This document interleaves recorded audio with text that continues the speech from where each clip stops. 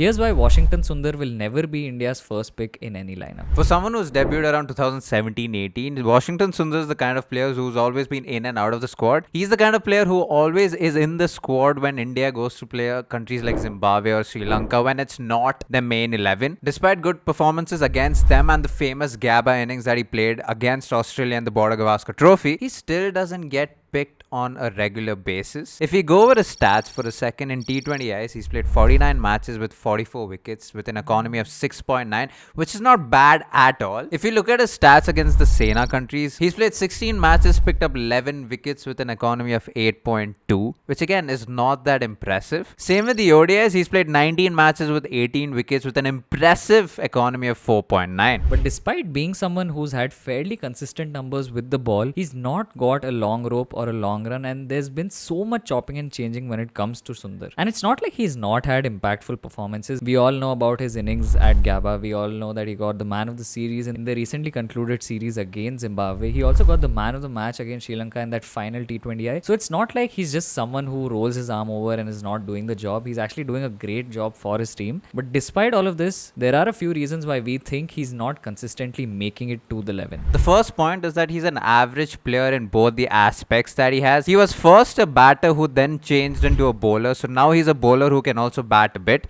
But there are times he's also batted up the order for the Indian team, and he has a 50 against New Zealand in one of the T20Is. He also has 3 test half centuries. But despite all of this, if you look at him as an overall player, he's not outstanding in terms of one aspect of the game. You're never going to pick him as just a bowler or just a batter. He's a bits and pieces player, and at this point in the Indian team, as much as we want all-rounders, I don't think he fits into the squad with just being a bits and pieces player. Another thing is the fact that conditions play a very important role, of course, in all the team combinations that are announced, and this is where Sundar misses out because he's not that great of a spinner when you compare him with his peers like Akshar Patel or someone like a Kuldeep Yadav who solely on that one skill can get into the lineup. It becomes a little difficult for Sundar, and that is also the reason why somewhere like Sri Lanka is where Sundar is very likely to get a chance, because India will likely play a squad that has 3 frontline spinners. Also the fact that Sundar can bat. Now if you look at Washington Sundar as just a batter or a bowler, there's so much competition around him, because if you were to play him as a batter who can also bowl,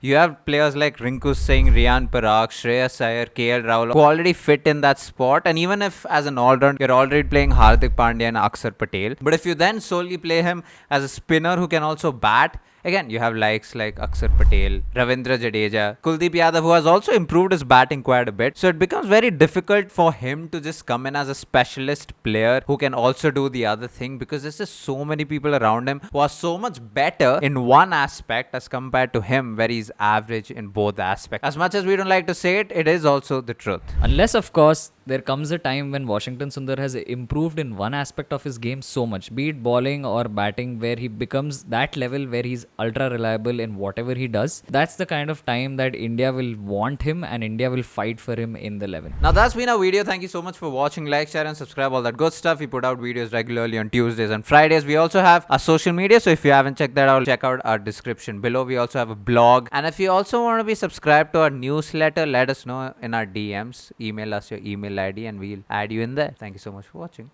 Peace.